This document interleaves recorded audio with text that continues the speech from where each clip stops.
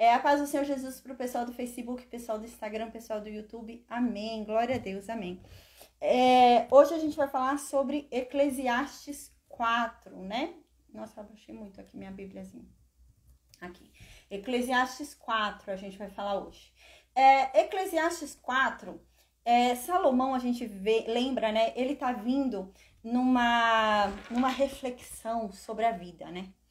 E ele diz que ele passou um bom tempo procurando um sentido para a vida, procurando a paz, Eliane, procurando algo que fizesse essa vida valer a pena, né?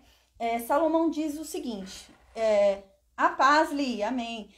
Salomão diz que quando ele se tornou sábio, ele se tornou conhecedor das coisas.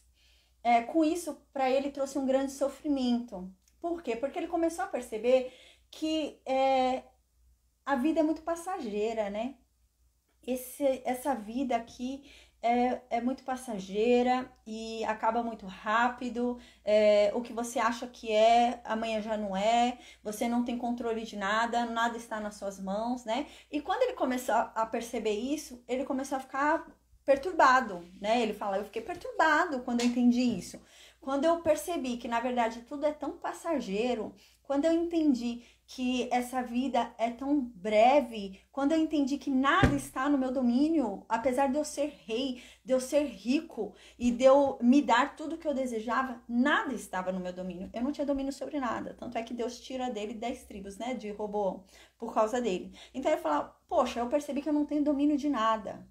Então Salomão começou a ficar perturbado. Salomão falou, poxa, então, se a minha vida é curta e eu não tenho domínio de nada, qual é a melhor forma de eu vivê-la? Então, qual é a melhor forma de eu viver a vida sabendo que ela é tão curta, sabendo que o meu fim não é diferente do fim do ímpio, né? Os dois vão pro pó da terra, né? O fim da primeira morte, né? Não é diferente, todos sofreram a primeira morte. Então, o que eu faço para fazer essa minha vida aqui valer a pena?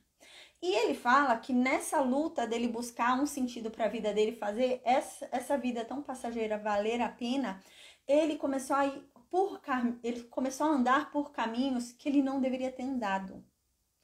E ele começou a experimentar coisas que ele não deveria ter experimentado, né? Com a paz, Eziel, amém. Com Osiel, né? A paz.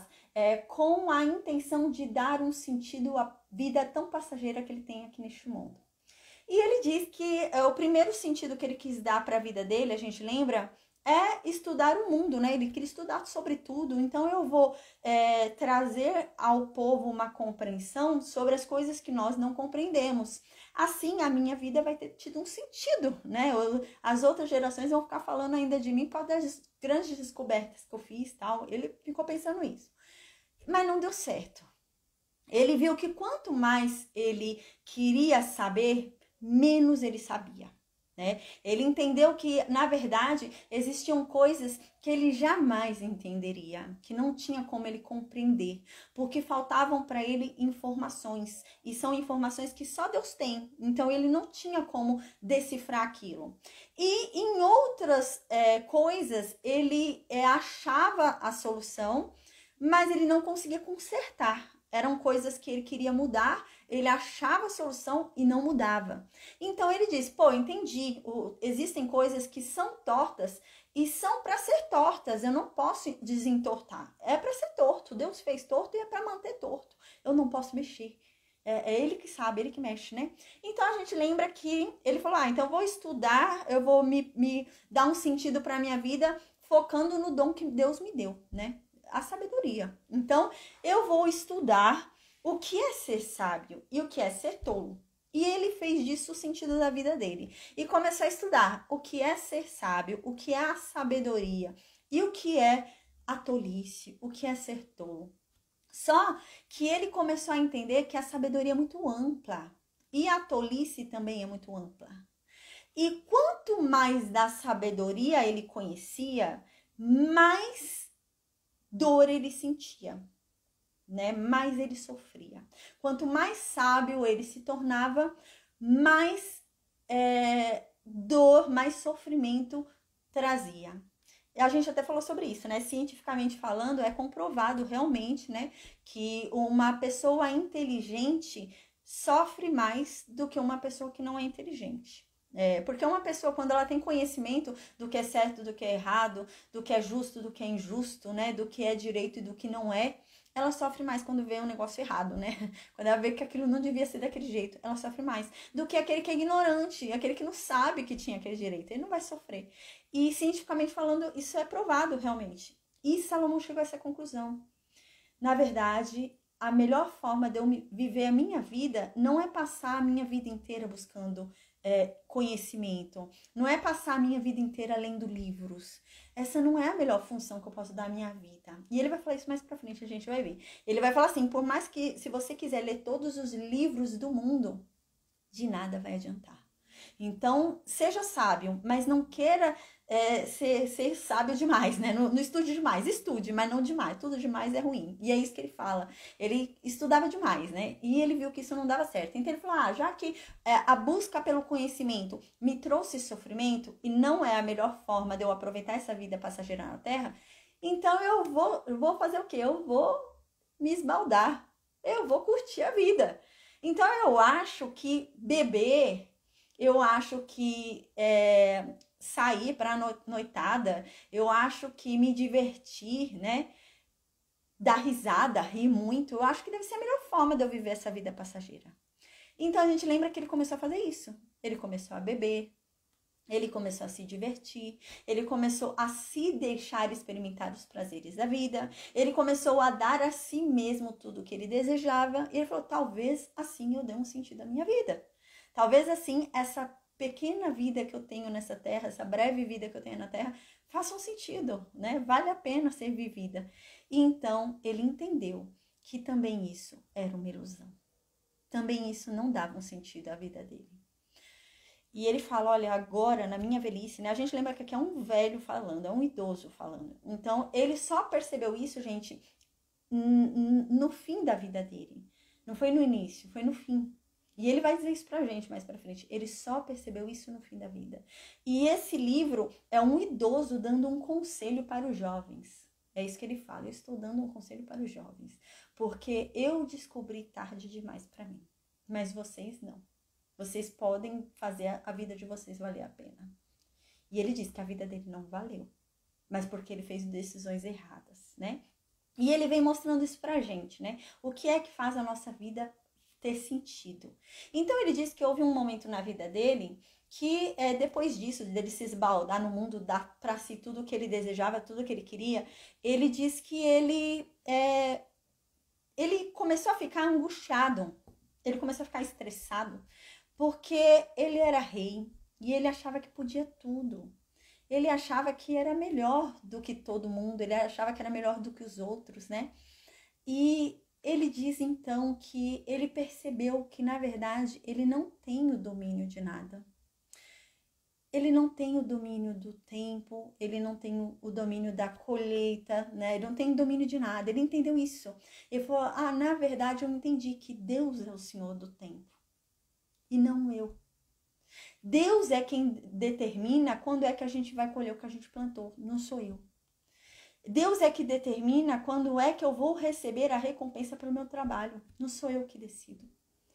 E eu queria receber na hora que eu queria receber. E eu não recebia, eu ficava frustrado, né? Um senhor falando aqui. E eu queria receber a minha recompensa logo. Eu fazia as coisas esperando, né? Recompensa. Eu queria a minha recompensa, eu queria o meu resultado, né? E na minha hora, na hora que eu quero. E ele entendeu que, na verdade, ele não tinha o domínio das coisas. O tempo certo estava na mão de Deus. E há um tempo para tudo. Ele entendeu isso. Que há um tempo para tudo. E esse tempo já foi determinado por Deus. Até mesmo para os propósitos dele, ele põe um tempo. E ele diz que então Deus veio mostrando para ele que, na verdade, ele não é diferente dos animais. Ele se achava muito importante porque ele era um rei. Ele se achava muito importante porque ele era o homem mais rico que existiu. Ele se achava muito importante porque ele tinha muita fama. Ele se achava muito importante porque pessoas vinham de lugares distantes para ouvir ele falar. Imagina, devia se achar muito importante, né? A pessoa vem lá de não sei onde só para te ouvir falar. As pessoas imploram para você dizer algo para elas. E ele se achava muito importante. Então ele diz que Deus fez ele perceber que, na verdade, ele não é diferente dos animais. Que não há diferença alguma entre ele e os animais. Quando um animal para de respirar, ele cai duro no chão e morre. E assim é ele também. Quando ele para de respirar, ele cai duro no chão e morre. E o que o torna diferente dos animais? Quem é que garante que no céu não vai ter animais? Ele diz isso. Quem pode dizer isso? E realmente eu até falei sobre isso, né? Não há na Bíblia dizendo que não vai ter animais, né? É claro que animal não tem espírito, como nós temos. Mas quem garante que no céu não vai ter animais? Não sei. Pode ser que sim, pode ser que não sei, né? No Jardim do Éden tinha, né? Então quem sabe? E é isso que Salomão fala. E o que me leva a crer que eu sou melhor do que os animais se nós dois somos feitos da mesma matéria? A gente foi feito do pó e nós dois vamos voltar ao pó. É claro, né, que nós somos melhores do que os animais, né? Porque Jesus morreu por nós, não foi pelos animais. Fomos por nós. Mas aqui, lembra que eu havia falado? Quando você lê o livro de Eclesiastes, você tem que ter em mente que Salomão não está falando sobre as coisas do reino. Ele não está com uma visão espiritual nesse livro. Não está. Por isso que ele fala essa linguagem tão mundana, tão do mundo, né? Porque ele está falando sobre este mundo. Então, vamos parar para pensar, gente? Nós não somos iguais aos animais. Como? Em relação ao outro mundo. Jesus nos salvou, e não os animais. Os animais não precisavam de salvação. A gente precisava. Mas com relação a este mundo aqui, há diferença entre nós e os animais? Não. Porque os animais são enterrados na terra e viram pó. E nós somos enterrados na terra e viramos pó. Com relação a este mundo, não há diferença. E é isso que Salomão fala este livro inteiro. Ele não está com um olhar espiritual. Ele não está com um olhar para o reino de Deus. Ele está com um olhar para este mundo. Ele está com um olhar para esta vida. Por quê? Porque ele é um homem idoso que viveu uma vida inteira errada. E ele queria deixar uma mensagem para o filho dele, mas ele não tem gabarito para isso. É isso que ele está dizendo. Ele queria falar algo pro filho dele agora, que o filho dele vai ser pior que ele, né? E ele queria falar algo pro filho dele e ele não tem... como que se diz? Ele não tem... Ai, tem uma palavra certa, esqueci. Tá na boca da... Tá na ponta da minha língua, esqueci. Ele não tem como falar algo que ele não é, né? É uma hipocrisia dele. E ele diz isso. Ele fala, gente, eu entendi que tudo era só vaidade. Eu entendi que tudo era só ilusão. Eu priorizei coisas que eu não deveria ter priorizado. Um exemplo. Eu não deveria ter priorizado. Eu fiz coisas que eu não deveria ter feito. E hoje eu estou experimentando decisões minhas da juventude. Tem um momento que ele vai falar isso ainda. Hoje eu experimento coisas que eu fiz na juventude. São coisas que eu estou colhendo de decisões passadas, né? E assim, a gente está falando desse mundo, lembra? A visão de Salomão aqui é como eu posso viver essa pequena vida que eu tenho, essa breve vida que eu tenho aqui na Terra da melhor forma possível. Como? É esse o fundamento de Eclesiastes. É esse o objetivo de Eclesiastes. Falar como que a gente pode aproveitar essa vida tão curta que a gente tem na Terra, né? E ele diz isso. Ele fala, olha, aqui é um homem, a gente lembra, idoso, que viveu a vida toda errada. E ele diz que ele se arrependeu. Na velhice ele se arrependeu. É como a gente, por exemplo, né? Uma pessoa que na juventude vive virando a noite acordado, né? Vive bebendo, vive na balada. Na velhice essa pessoa vai sofrer. E é consequência da própria ação dela. É consequência, né? Você colhe coisas que você plantou lá na juventude. A minha sogra diz isso. A minha sogra, ela tem enfisema não, ela tem problema pulmonar, né? E, gente, ela nasceu com asma já. E ela fumava, tendo asma. Ela sabia que tinha asma, ela fumava. E hoje ela colhe. E ela diz isso. Ela fala, eu sei que hoje eu estou colhendo coisas que foram minhas decisões. Foram decisões minhas. Na minha juventude eu tomei decisões erradas e hoje eu estou colhendo as decisões erradas que eu tomei na minha juventude. Conversa com o idoso que você vai ver. Tem muitos idosos que falam isso, né? Eles falam que eles tomaram decisões erradas na juventude e agora eles estão sofrendo por causa das decisões erradas que eles tomaram na juventude. E é isso que Salomão está falando aqui pra gente. Gente, aprendam com os meus erros. Não errem também, porque eu agora sou idoso e eu vi que tudo que eu fiz foi bobagem. Então, eu tô dando um conselho para vocês que são novos, né? Não façam como eu fiz. Escolham viver bem para envelhecer bem, né? Aquela coisa, se você vive uma juventude boa, você vai ter uma velhice boa. Se você vive uma juventude ruim, você vai ter uma velhice ruim. É questão de lógica, né? E é isso que Salomão tá falando. Ele não tinha entendido isso. E agora ele entendeu. Agora que ele já é um idoso, que está perto da morte, ele para refletir sobre toda uma vida que ele viveu. E ele está querendo entender, ele fala, meu Deus, eu vivi uma vida inteira errada. O que eu fiz da minha vida? Que sentido eu dei para ela, né? E é isso que ele está falando aqui, pra gente entender com ele, né? A Bíblia é engraçada, né? A Bíblia, ela nos aponta os erros de todos os seus personagens, né? Até quando Pedro errou, gente. Tem um momento lá no Novo Testamento que Paulo dá uma chamada em Pedro, né? E Pedro aceita a chamada porque tá errado. E essa questão, a Bíblia nos mostra todos os erros de todo mundo. Ninguém é perfeito. Pedro foi chamado a atenção por Paulo e, gente, daqui, ó, Jesus já estava lá à direita do Pai, o Pedro já era um apostolão, né? Já estava no nível ali, né? E Paulo chamou a atenção de Pedro. Porque Pedro fez coisa errada. E Paulo chamou a atenção de Pedro e Paulo estava certo, né? E é isso. A gente tem que aprender com os erros deles, né? A Bíblia mostra de propósito os erros de caráter, os erros de atitude, os erros de postura, os erros de tudo deles, para que nós aprendamos com os erros dele, né? Uma pessoa sábia, lembra que Salomão havia dito isso no livro de Provérbios? Uma pessoa sábia, ela não precisa errar para aprender. Uma pessoa sábia, ela aprende com o erro do outro. O que o outro errou e você viu qual foi a consequência do erro dele, você já aprendeu. Você não precisa errar para aprender desse jeito, para viver na tua vida aquela amargura. Não. E isso é o sábio, né? O sábio aprende com o erro do outro. Amém. Então agora eu vou orar, tá bom, gente? Que eu já dei essa introduçãozinha aí do que a gente vai falar aqui em Eclesiastes 4. E agora a gente vai começar, vou fazer a oração e a gente vai começar a estudar Eclesiastes 4. Amém. Meu Deus, obrigada, Pai. Obrigada por mais um dia, obrigada por mais uma oportunidade de estarmos aqui reunidos diante da Tua santa presença, diante da Tua santa palavra, Pai. Amém.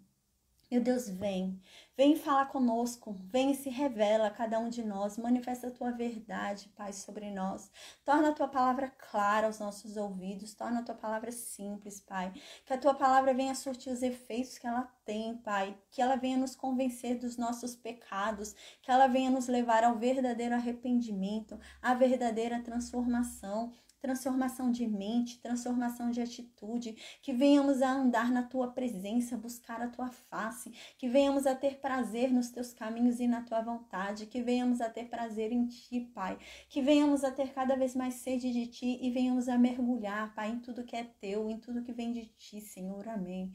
Meu Deus, nos esvazia de nós mesmos, nos esvazia de tudo aquilo que não vem de Ti, de tudo aquilo que nos afasta de Ti, tira de nós, afasta de nós tudo isso que nos tira da Tua presença, porque nós queremos contemplar a Tua face, nós queremos mais de Ti, Pai, então nos ajuda nessa caminhada que não é fácil, Pai, que o Senhor, meu Deus, nos fortaleça, que o Senhor nos renove, que o Senhor nos revigore, Senhor, em nome de Jesus, que venhamos a ser exemplo nessa terra, que não venhamos a envergonhar o Teu nome, Pai, porque a Tua palavra diz que nós carregamos o nome da família, nós carregamos o Teu nome, Pai. Então que venhamos a ter essa compreensão para que não venhamos a envergonhá-lo publicamente ou no particular, porque o Senhor tudo vê. Até aquilo que nós fazemos no oculto, o Senhor vê, nada é oculto para Ti. Que venhamos a ter essa consciência, que venhamos, meu Deus, a entender isso, para que não venhamos a pecar contra ti, que não venhamos a pecar contra ti com a nossa boca, que não venhamos a pecar contra ti com nossos pensamentos, que não venhamos a pecar contra ti com as nossas atitudes, Senhor. Nos ensina a sermos santos, nos santifica, nos purifica, derrama sobre nós mais do teu Espírito, Pai, em nome de Jesus. Nos limpa com fogo, Pai, amém, amém, Deus. Meu Senhor, que o Senhor perdoe todas as nossas fraquezas, que o Senhor perdoe os nossos pecados, porque nós somos falhos, nós somos pecadores. Ainda que um pensamento involuntário passe em nossa cabeça e acabamos pensando aquilo que não deveríamos ter pensado.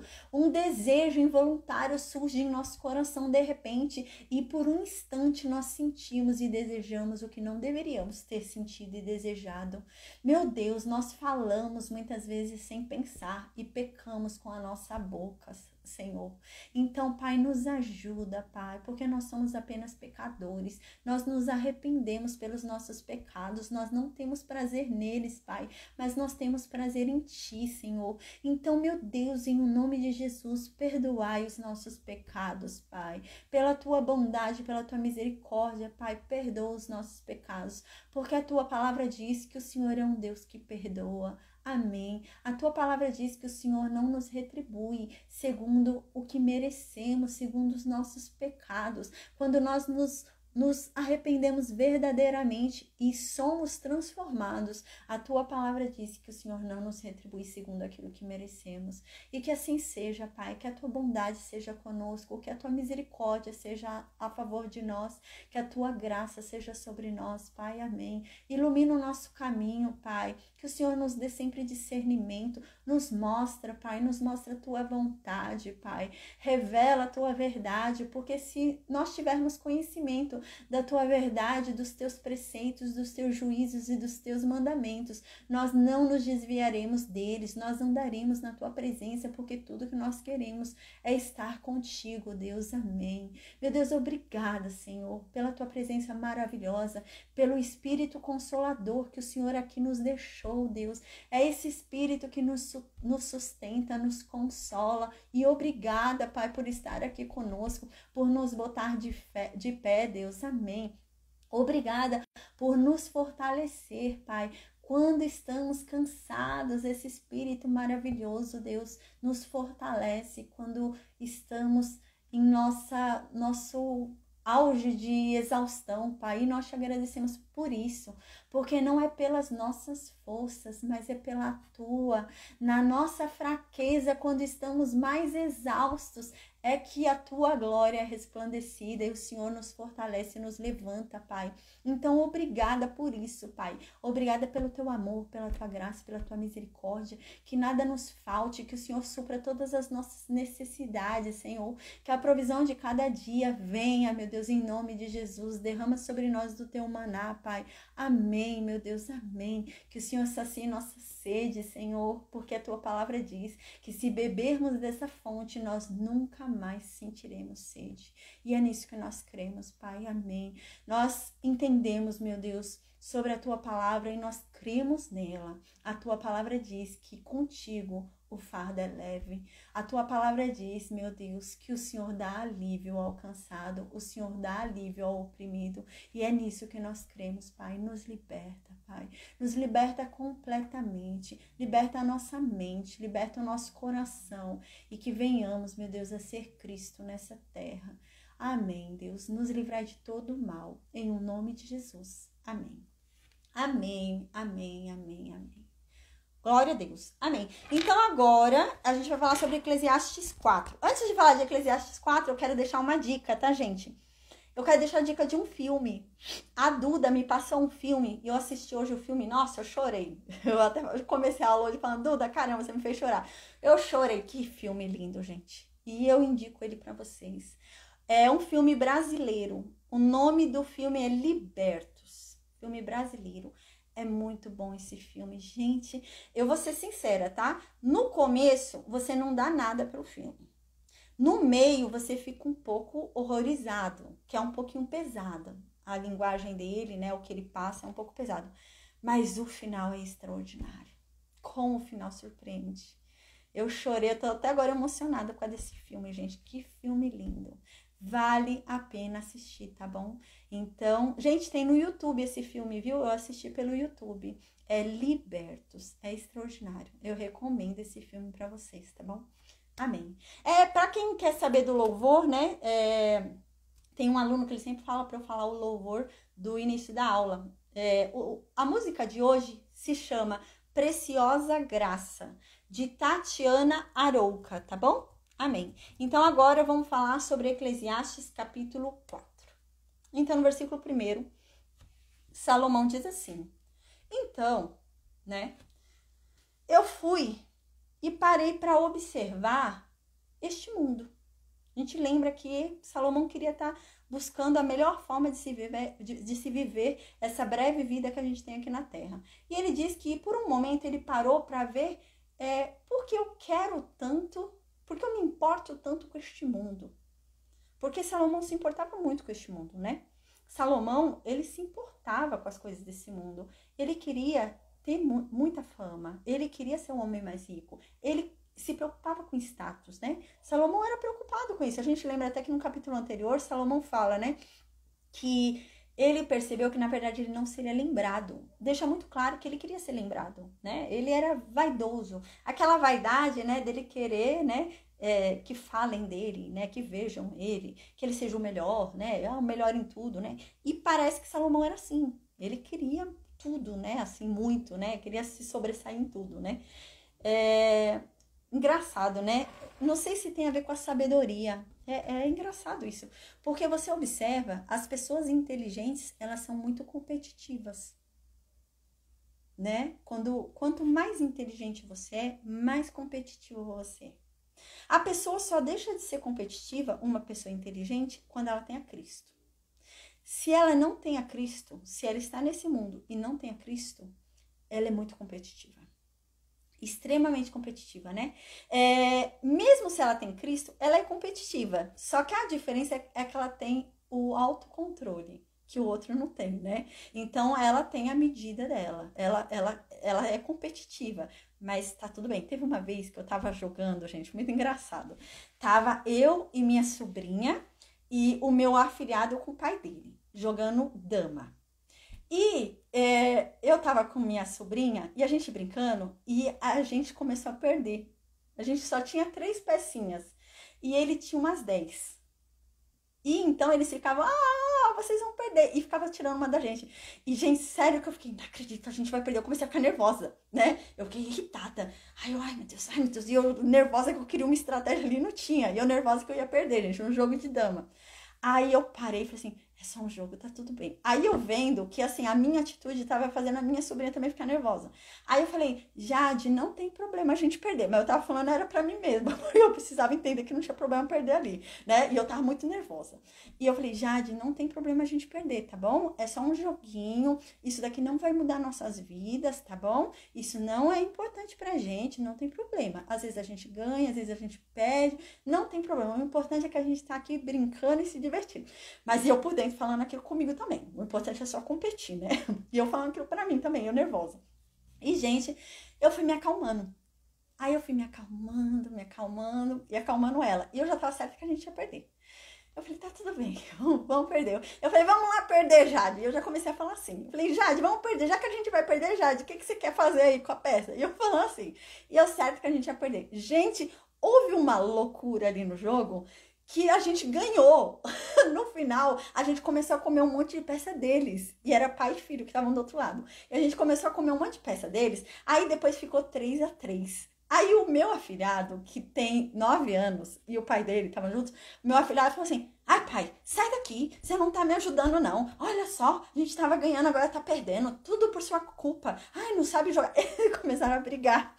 Eu olhei assim e falei, meu, olha só, que incrível, né? Quando a gente decidiu perder, que a gente viu que aquilo não era importante, né? A gente relaxou. E o nervoso não deixava eles raciocinarem. E eu acho que foi por isso que eles perderam, porque eles começaram a fazer jogada, gente, totalmente sem lógica. Acho que o quadro nervoso, né? Foi totalmente sem lógica.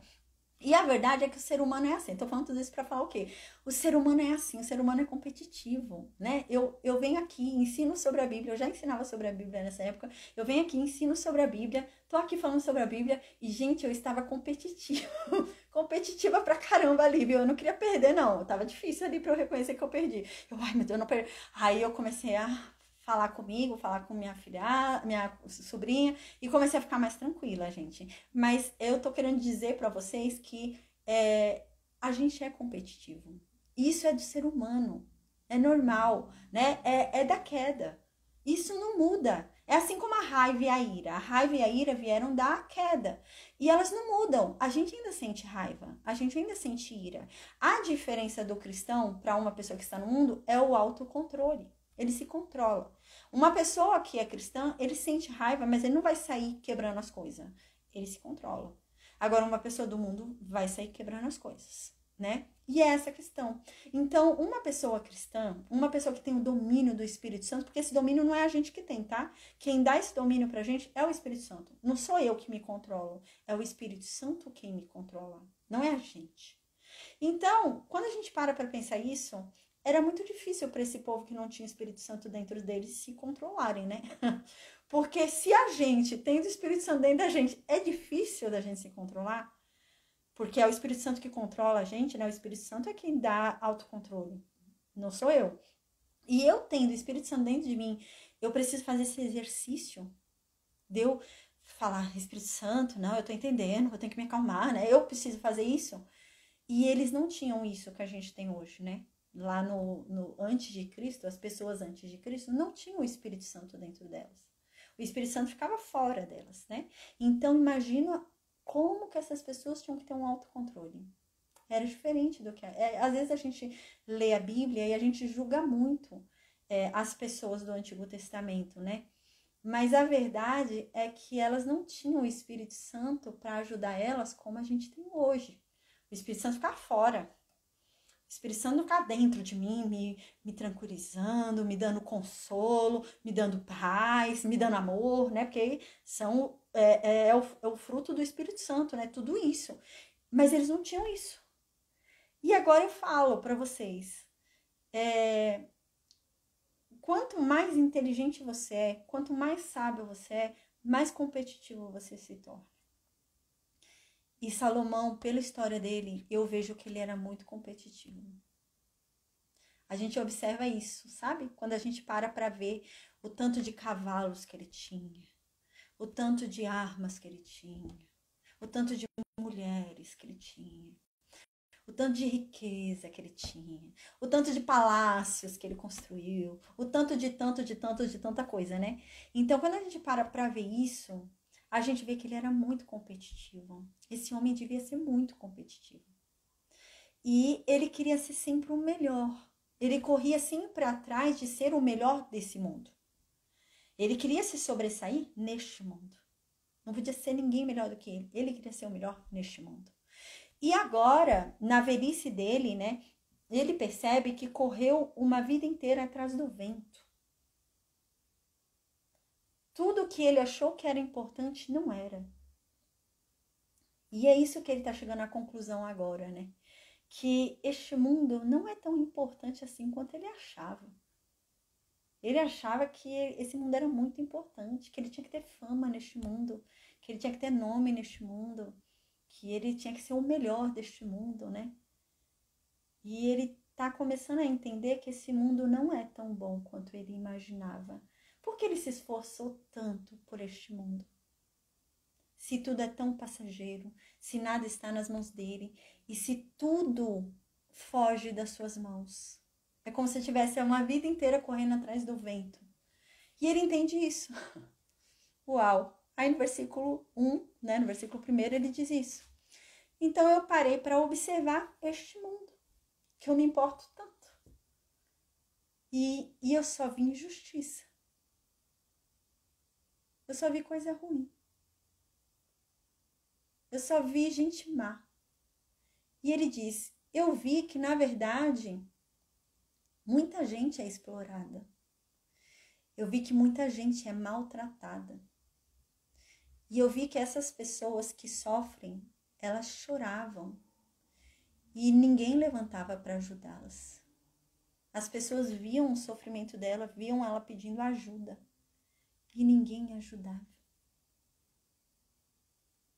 E aqui diz, e ninguém ajudava elas, porque as pessoas que estavam oprimindo elas eram poderosas. Então ninguém se levantava para libertar os oprimidos, porque ia comprar uma briga grande, ia comprar uma briga feia, porque as pessoas que oprimiam eram poderosas. E ninguém queria comprar essa briga. Então, vou fingir que eu não tô vendo ele ser oprimido. Vou fingir que eu não tô vendo ele ser escravizado. Porque a pessoa que tá fazendo isso com ele é poderosa. Se eu for mexer com ela, então depois eu que vou sofrer as consequências. Eu vou fingir que eu não vejo, né? E ele começou a perceber isso, Salomão diz, né? Esse mundo, por que eu tô me importando tanto com esse mundo? Porque eu quero tanto que as pessoas me amem. Porque eu quero tanto ser o melhor. Porque eu quero tanto que as pessoas, né, me sigam, me queiram. Por quê? Se as pessoas não são boas, se as pessoas não valem nada, por que eu tô me importando tanto com elas? Por que eu me importo tanto com o que elas pensam? Por que eu me importo tanto com o que elas falam sobre mim? Por quê? Uau, né? É bem uma reflexão bem interessante, né? E no versículo 2, olha a conclusão que Salomão chegou. Ele fala assim, quando eu percebi isso, que nesse mundo só há injustiça, que as pessoas são más, e que elas veem o mal sendo praticado e não fazem nada. Tem uma frase, né, eu não lembro se é de acho que é de um filósofo, eu não lembro. Tem uma frase que diz, né, que mal não é só aquele que pratica o mal, mas aquele que observa e nada faz é tão mal quanto ou até pior. E é isso que Salomão está falando. Aquele que está vendo o mal acontecendo e nada está fazendo é mal também. E eu estou me importando com esse mundo por quê? Se é todo mundo ruim. E ele diz então no versículo 2, então eu cheguei à conclusão. Os mortos são mais felizes do que os vivos. Uau, né? Os mortos são mais felizes do que os vivos. Eu cheguei a essa conclusão. Por causa dessa maldade toda que existe. É como se fosse quem morreu descansou, né? Descansou de toda essa maldade que existe. Então, eles são mais felizes do que quem ainda está vivo e está vendo toda essa injustiça. E no versículo 3 ele diz, mais feliz ainda é quem nunca nasceu. É mais feliz do que o morto e mais feliz do que o vivo. Porque ele nunca viu injustiças na vida dele. Porque ele nunca nasceu. Então, no versículo 4, ele diz, também eu vi que todo o trabalho e toda a habilidade em obras causa ao homem a inveja de seu próximo. E também isso é fútil. Também isso é como correr atrás do vento. Ele diz assim, eu também entendi que, na verdade, todo fruto do meu suor causa inveja em alguém. Tudo aquilo pelo que eu trabalho para conquistar, que eu suo para ter, tudo isso causa inveja em alguém. E essa inveja também vai me causar dores, né? Isso acaba me trazendo sofrimento, acaba me trazendo dores, acaba me trazendo frustração. E a verdade é que é tudo como correr atrás do vento, né? Ainda mais nessa época, né? As pessoas tinham inveja nessa época e as pessoas podiam matar, né? Então a pessoa tava com inveja, ia lá, te matava e pegava a tua casa. Era assim, né? Então era nesse nível. E ele diz, é tudo em vão, é tudo fútil. Porque da mesma forma eu estou desprotegido, eu estou em risco. Porque o que eu luto tanto para conseguir pode ser motivo de inveja de alguém. E eu posso vir a perder. A pessoa pode vir me matar e roubar o que eu conquistei, né? Acontece muito, né? Às vezes a pessoa ganha na Mega Sena, já aconteceu vários casos aqui, né? Que ganha na Mega Sena a pessoa, aí os vizinhos souberam, alguém soube, mata a pessoa e pega o dinheiro, né? E é isso que ele fala. Eu percebi isso. Aí no versículo 5, né, ele dá um alerta, porque ele tá falando no versículo 4 que ele entendeu que tudo aquilo pelo que ele trabalha, na verdade, se torna objeto de inveja de alguém. E alguém pode, numa loucura, querer roubar dele, né? Então, também não é nada certo. É isso que quer dizer, não é nada certo. Mas, ao mesmo tempo, ele incentiva a gente a trabalhar. Por quê? Porque senão o preguiçoso vai pensar, se podem me roubar, então eu não vou trabalhar não, né? Vou trabalhar não. Se é pra eu trabalhar, comprar uma casa e depois o invejoso vir querer me roubar a casa, é melhor eu não trabalhar. Não vou trabalhar, não vou fazer nada da vida. Porque alguém pode me invejar, né? Então o preguiçoso vai pensar assim, e no versículo 5, então ele fala com o preguiçoso. Aí ele diz assim, o insensato cruza suas mãos e ele come a própria carne. Mas ele está dizendo, não seja insensato. Porque o insensato não quer saber de trabalho. O insensato fica lá parado, cruza as mãos, não quer fazer nada. E ele não tem o que comer porque ele não trabalha. Ele mesmo se devora. Ele mesmo se destrói. Então ele está dizendo o quê? Manere. Seja razoável. Né? Lute pelas suas coisas, né? Mas não se mate de lutar pelas suas coisas. Faça tudo com moderação. E no versículo 6 ele diz isso. Ele fala assim, melhor é a mão cheia com descanso do que ambas as mãos cheias com trabalho, tentando pegar o vento. Então ele está dizendo o quê? É melhor você trabalhar médio, é melhor você trabalhar o suficiente e viver uma vida razoável, não ser milionário? É isso que você tá falando. Lembra aquela coisa que ele havia falado? É melhor comer ervas e ser feliz com saúde do que comer um boi inteiro numa guerra, né? Comer um boi inteiro numa mesa cheia de ira. É nesse mesmo sentido que ele tá falando aqui. Ele tá dizendo, é melhor você trabalhar o básico, trabalhar o necessário e manter a sua estabilidade, né? Não ser nem rico e nem pobre. Ter suas necessidades ali supridas.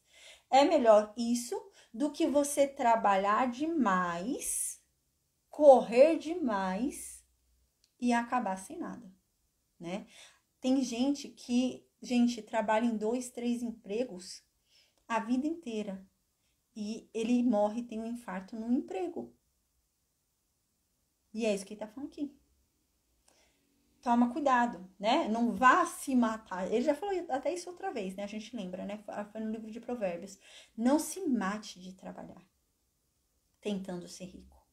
E é isso que ele tá falando agora. Não trabalhe muito ao ponto, né, de tudo voar da tua mão, de você, né? E você tem que trabalhar entendendo que aquilo também pode ser perdido, né? Ninguém sabe. Lembra na época que teve aí, gente, do Collor, né?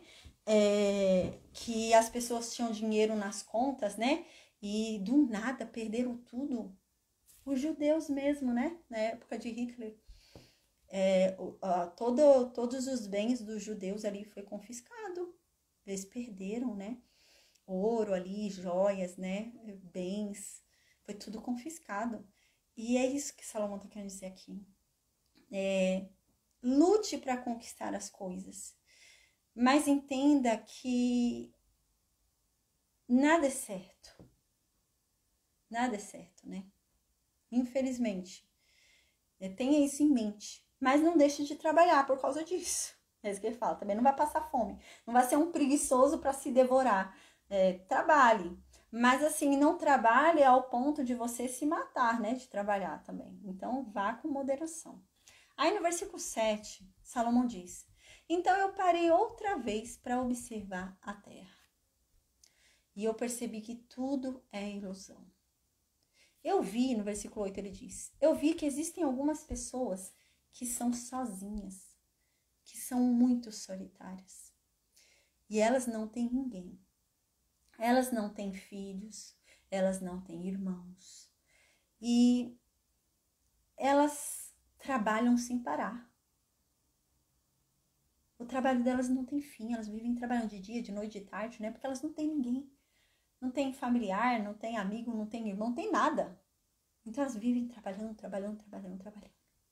E aqui diz que, quanto mais elas trabalham, mais elas desejam. Mais riqueza elas querem ter. E é verdade, sabe?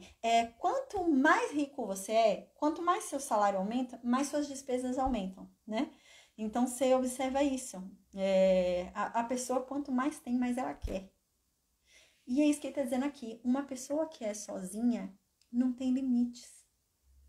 Ela é sozinha. Então, ela vai querer trabalhar de manhã, de tarde, de noite. Tudo vai ser dinheiro, né? O olho dela vai ser cifrãozinho. E ele diz que isso não é bom. E ele fala aqui, a pessoa, né, nem tem a consciência de entender para que é que ela trabalha tanto, se ela não tem ninguém para deixar as suas riquezas. Por que ela trabalha tanto se ela não tem herdeiro? É isso que Salomão está falando. A pessoa não tem essa consciência, porque a pessoa é sozinha e a pessoa não entende, né, e quer trabalhar. Aí então, no versículo 9, ele diz... Eu vou ler 9, 10 e 11, tá? É aquele famoso lá, né? Melhor são dois do que um, né? É bem famoso esse daí, 9, 10 e 11. E agora a gente vai ler ele. É assim: melhor é serem dois do que um, porque eles têm melhor recompensa por seu trabalho. Ser sozinho não é bom. É isso que Salomão tá falando. Ser sozinho não é bom. É melhor sempre dois do que um. A recompensa de dois juntos é muito maior do que um sozinho. Sempre compensa mais ser pelo menos dois, né? E eu não tô falando aqui só de casal, mas eu tô falando assim, compensa você ter alguém, igual ele falou aqui, um irmão, uma mãe, né? Às vezes a pessoa não tá em idade de casamento ainda, né? Não, é importante dois, né? Mas eu não tô falando de ter amantes também, não. Mas uma pessoa vai, dois ou mais, né? Não, é importante... É melhor dois do que um. Então, não seja sozinho. Isso não é bom. Lembra quando Adão estava sozinho lá no Jardim do Éden? E Deus falou, não é bom que o homem fique sozinho. É nesse sentido que Salomão está falando aqui. É melhor dois do que um. Uma pessoa sozinha não é bom. Uma das estratégias de Satanás é essa. Deixar a pessoa sozinha. É uma das estratégias de Satanás. É a solidão. E mais para frente, o Novo Testamento, né, é dito isso também. Tem um apóstolo que fala isso, né? Não deixem de congregar. Porque a união fará com que vocês sejam fortes. E vocês não vão enfraquecer na fé.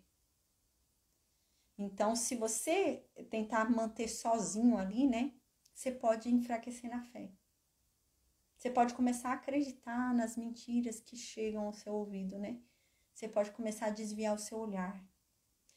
Mas se você tem mais um ali, né? Porque congregar é pelo menos mais um. Você tem mais um ali, tá congregando. Então, se você tem pelo menos mais um ali contigo, né? A fé é restabelecida, né? A força é mantida. E aí Salomão tá falando. Melhor é serem dois do que um. Porque os dois juntos vão ter uma recompensa maior do que um sozinho. E ele diz aqui qual que é a recompensa. Ele fala, olha... Se são dois juntos, quando um cai, o outro ajuda esse que caiu a levantar. Se o outro cair, é a mesma coisa. Agora, se você tá sozinho, você caiu, quem vai te ajudar a levantar? Você tá sozinho, né? Então, quem vai te ajudar a resistir? Não, dois é melhor do que um. Então, ele diz, pois caindo não haverá outro que o levante, se ficar sozinho. Também, se dois dormirem juntos, eles vão se aquecer juntos, né? Na hora do frio, na hora da tristeza ali que tá mal, um vai aquecer o outro, um vai ajudar o outro. Mas você sozinho, como você vai se aquecer? Como? É melhor dois do que um. E aqui no versículo 12 ele diz, e se alguém prevalecer contra um, os dois lhe resistirão. Uau! Por serem dois, se vier um querendo, né, brigar com esse, resistir a esse, oprimir esse, os dois vão resistir a esse um e ele não vai conseguir empurrar ele, né? E aqui ele dá um exemplo, gente, que depois virou uma sugestão sobre Deus. Mas é claro que aqui o pregador não está falando sobre Deus nesse cordão de três dobras. o pregador aqui não está querendo falar sobre Deus, né? O sentido dele é outro aqui, é esse sentido de falar de como viver a vida neste mundo. Esse é o sentido dele, tá? Então, ele não está falando especificamente que Deus é a terceira dobra, né? Mas acabou ficando também com esse entendimento. Mas aqui está dizendo, e o cordão de 3 dobras não se quebra tão depressa. O cordão de 3 dobras era muito conhecido nessa época. Era um cordão muito firme, muito forte, né? Que não se quebrava. Tinha 3 dobras nele, você fazia assim e você não conseguia quebrar aquele cordão. Ele era muito forte, muito resistente. E é isso que ele está dizendo, né? Ele não está querendo dizer um outro sentido. Ele está querendo falar, olha, vocês têm que entender. Se vocês forem 2... Mas não é 2, cada um egoísta pensando no que é seu. Serem 2 de forma a se formar uma unidade, né? 2 que se tornam um só. Se vocês forem dessa forma, vocês serão tão resistentes, tão fortes, como um cordão de 3 cordas. De 3 cordas, um cordão de 3 dobras.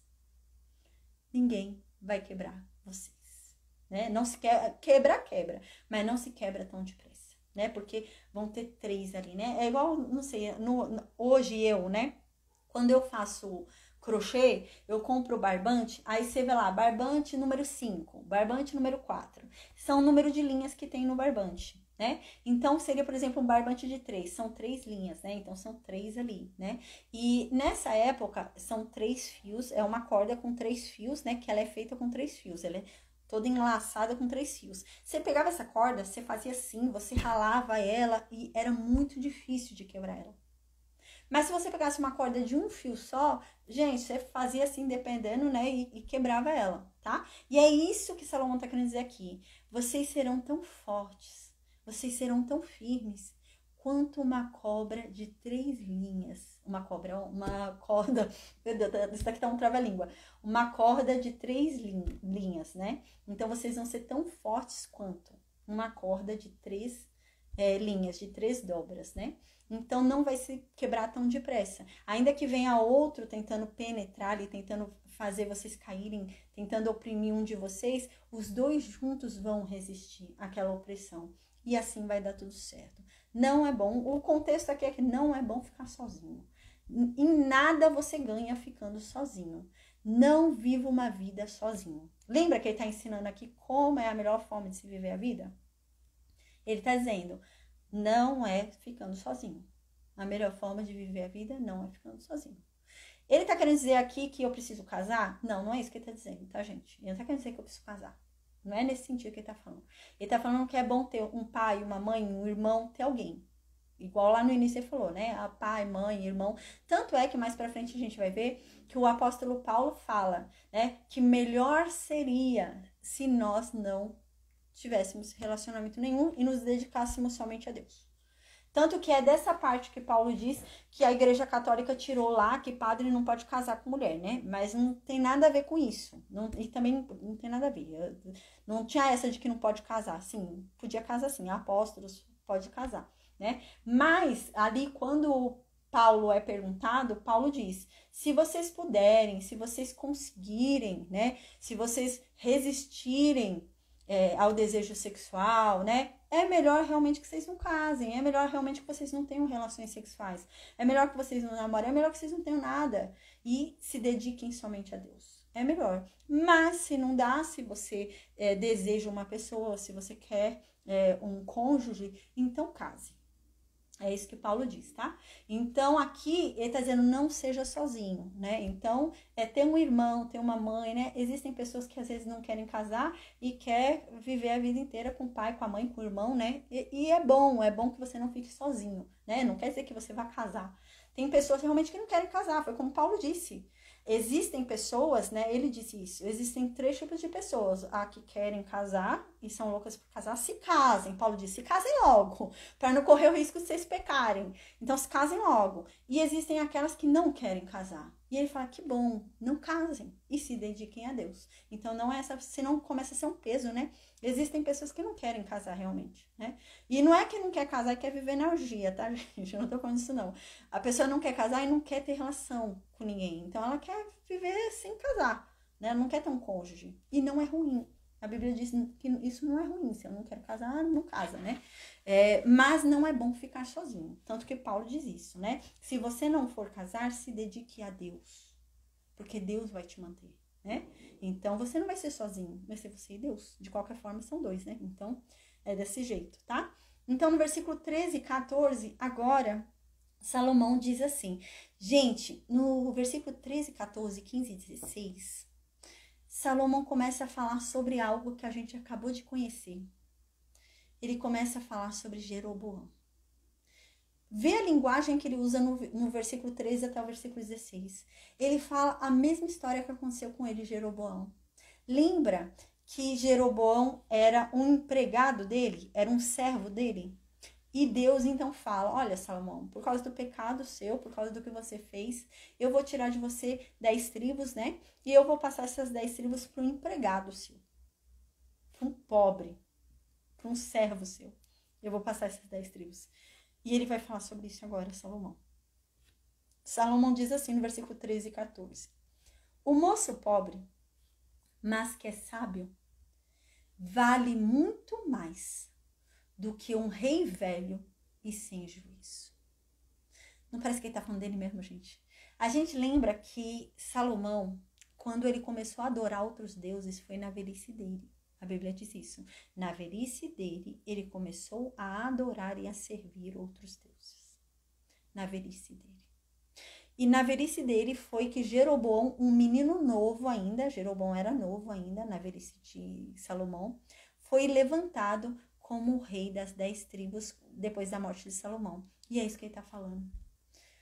Um menino novo e sábio vale muito mais do que um rei velho e sem juízo.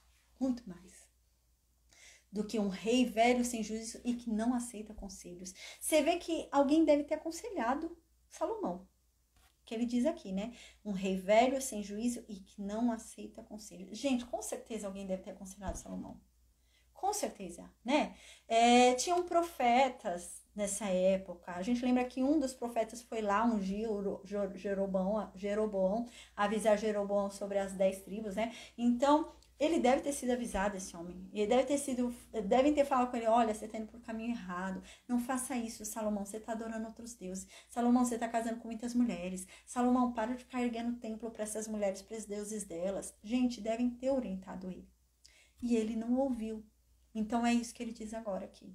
Ele diz que um menino novo e pobre, mas sábio, vale muito mais do que um rei sem juízo, velho e que não aceita conselhos. E ele diz aqui, porque um deles saiu da prisão, saiu do cárcere para reinar. Sim, um que nasceu pobre saiu para reinar. Ele está dizendo, sim, ele valia mais. Porque Deus tirou ele lá daquele lugar ruim que ele se encontrava, ele era pobre. E Deus o tornou rei. Ele valia mais do que aquele rei que estava lá. Versículo 15 e 16. Salomão diz, então eu parei para pensar em todos os seres do mundo, né? Eu parei para ficar pensando em todos os seres vivos que existem no mundo. E eu pensei que esse jovem que vai virar rei está no meio deles. E ele diz, olha, muitos povos já viveram antes desse jovem. Muitos povos já foram governados por rei anterior a esse jovem. E muitos povos serão governados por esse jovem. 10 tribos serão governadas por esse jovem. E ele diz, mas uma coisa eu entendi. Salomão fala. Mesmo assim, por mais que ele faça o que for pelo reino, por mais que ele queira engrandecer o quanto for o reino, por mais que ele queira tornar o quanto for respeitado o reino, ainda assim vão falar mal dele. Muitos não gostarão dele. E eu entendi que, na verdade, isso também é ilusão. Isso também é como correr atrás do vento. Você vê como ele era preocupado com fama? Porque Salomão está dizendo o que aqui?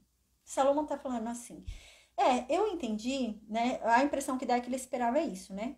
Ele tá falando assim: eu entendi que Jeroboão vai se tornar rei. E muitas pessoas já foram servos antes dele, né? Súditos, né? Antes dele. E muitas pessoas serão súditos no reinado dele. E mesmo assim, sempre haverá alguém que não vai gostar do reinado dele, que vai falar mal dele, que não vão gostar dele, sempre vão reclamar de algo. E eu entendi então que tudo é ilusão, né? Parece que Salomão aqui tá num ego meio inflado, né? Ele tá falando assim, a verdade é que eu esperava que eu tivesse um reconhecimento pelo meu serviço. Parece que é isso que Salomão tá querendo dizer. Eu pensei, né? Eu fui um rei que eu tornei Israel notável. Os povos das terras mais ricas, mais distantes e famosas vinham aqui para conhecer Israel. Eu tornei Israel famoso. Todo mundo queria morar em Israel. Tinham inveja de Israel. Falavam, nossa, Israel é a potência do momento, eu quero morar lá. A potência era Israel. No tempo de Salomão, Israel era a potência do momento.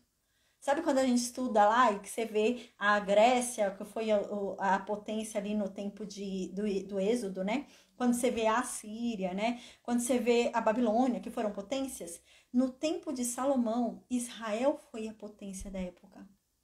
Foi Israel. E aí Salomão tá falando. Salomão tá falando, poxa, ninguém me agradeceu. É isso que ele tá querendo dizer. Ele falou, poxa, ninguém me agradeceu o que eu fiz. Pelo contrário, ficavam só falando mal de mim. Então você vê que o povo também não estava satisfeito com Salomão, né? E você vai ver, gente, quando o Roboão, que é o filho de Salomão, começar a reinar, vocês vão ver que o povo estava insatisfeito com Salomão mesmo. Porque o povo vai falar, não seja tão severo com a gente como seu pai era. O povo não estava contente com Salomão. E é isso que Salomão está falando aqui. Nossa, esse povo nem agradeceu. Eu tornei aqui tão bom, um lugar tão bom para se viver. Todo mundo queria viver aqui. E ninguém agradeceu. Aí ele fala, mas também eu entendi que isso também vai acontecer com Jeroboão.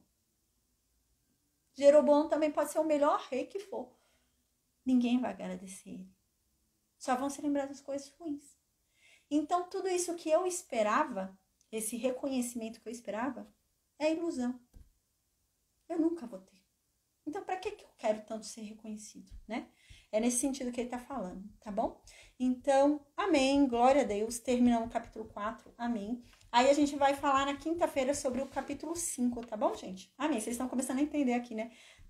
O andar aqui, né, da história, o que Salomão tá querendo falar, né? Glória a Deus, né? Amém, amém. É um livro muito legal, Eclesiastes, né? Amém. Eu vou desconectar o Facebook e o Instagram, eu tô com uma dor nas costas. Essa cadeira aqui é muito dura.